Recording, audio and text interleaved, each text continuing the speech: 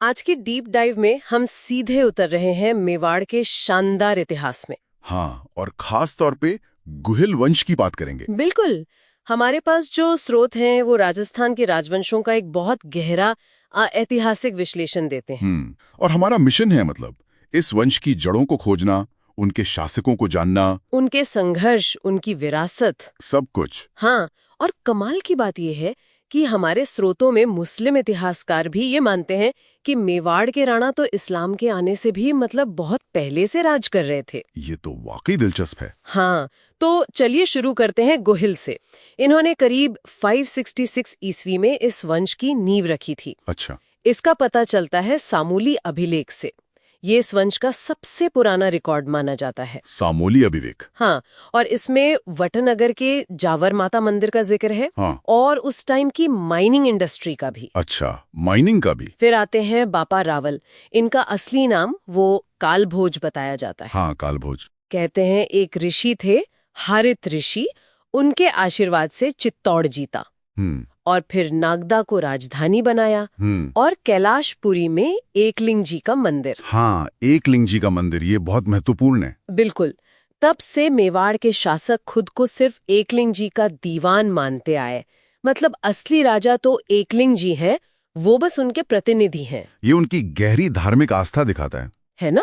और ये भी कहते हैं कि उन्होंने गजनी तक चढ़ाई की थी। यूरोप के चार्ल्स मार्टेल से उनकी तुलना की गई है। बिल्कुल। बाबा रावल की ये जो सैन्य ताकत थी, उसके बाद ये देखना भी दिलचस्प है कि अल्लट जैसे शासकों ने राज्य को मतलब प्रशासनिक रूप से कैसे मजबूत किया। अल्लट, हाँ, उन्होंने आहड़ को दूसरी राजधानी बनाया। और एक और जरूरी बात, मेवाड़ में पहली बार एक व्यवस्थित नौकरशाही यानी ब्यूरोक्रेसी उन्होंने ही स्थापित की। अच्छा, ये ब्यूरोक्रेसी वाली बात कहाँ से पता चलती है? इसका जिक्र सारणेश्वर प्रशस्ति में मिलता है। और उन्होंने हूण राजकुमारी हरिया देवी से शादी भी की थी, जो उस समय के राजनीतिक गठजोड़ दिखाता है। सही बात है।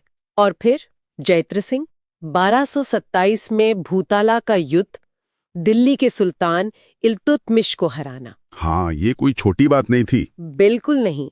और इसी जीत के बाद चित्तौड़ मेवाड़ की स्थायी राजधानी बन गया। स्रोत बताते हैं कि डॉक्टर दशरथ शर्मा तो जैत्र सिंह के काल को मध्यकालीन मेवाड़ का स्वर्ण काल कहते हैं। सोचने वाली बात है। हाँ, उस समय की स्थिरता और शायद सांस्कृतिक विकास के कारण हो सकता है। लेकिन देखिए, मेवाड़ का इतिहास सिर्फ जीत का नहीं है, गहरे बलिदानों का भी है। बिल्कुल। 1303 अलाउद्दीन खिलजी का चित्तौड़ पर हमला और पहला साका और जौहर। हाँ, ये शब्द बहुत भारी हैं। साका मतलब जब हार निश्चित दिखे तो पुरुष केसरिया पहनकर आखिरी दम तक लड़ते हैं। और महिलाएं अपनी आन बचाने के लिए जौहर यानी सामूहिक आत्मदाह करती हैं। रानी पद्मिनी का जौहर, राजा रत्न सिंह गोरा बादल का केसरिया।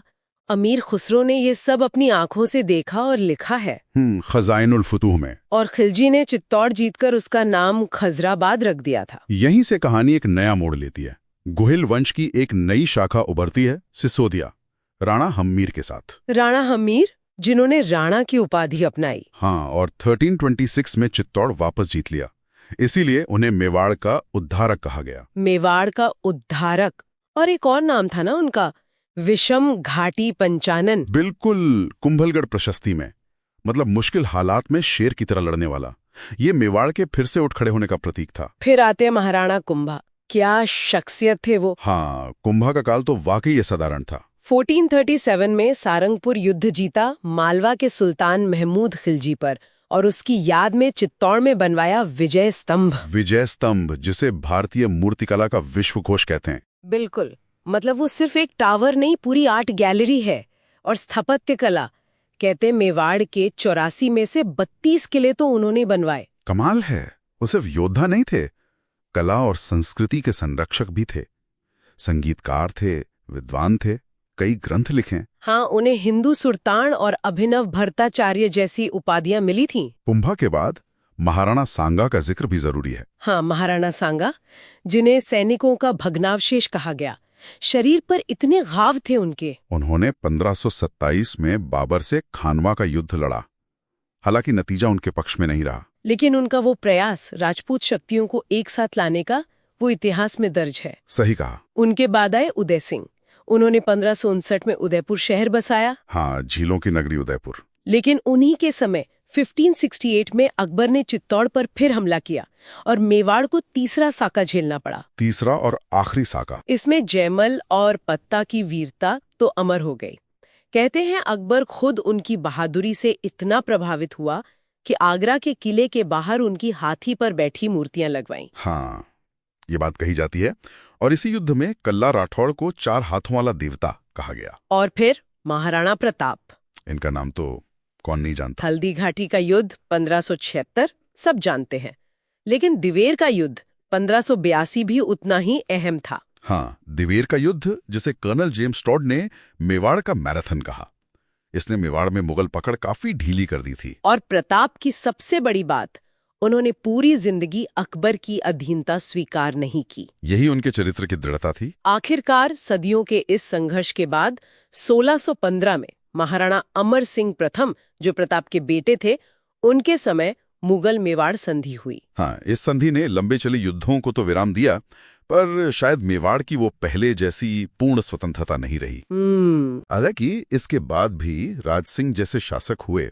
उन्होंने औरंगजेब की नीतियों का विरोध किया, नाथद्वारा में श्रीनाथ जी का मंदिर बनवाया और राज प्रशस्ति लिखवाई, जो संस्कृत का सबसे बड़ा शिलालेख माना जाता है। बिल्कुल। तो इस सब का सार क्या निकलता है? यही कि मेवाड़ का गोहिल वंश एक असाधारण निरंतरता दिखाता है, आजादी के लिए एक जबरदस्त अटूट संघर्ष। हाँ, और अपनी संस्कृति को बचाने का जज्बा।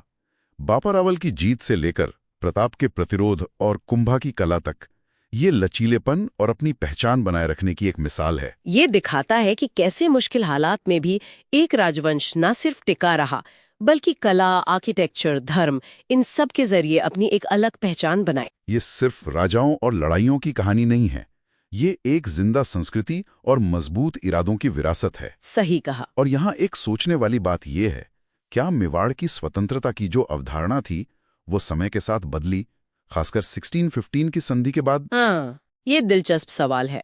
और आज के दौर में इस शानदार और कह सकते हैं जटिल विरासत के क्या मायने हो सकते हैं, ये एक विचारणीय प्रश्न है।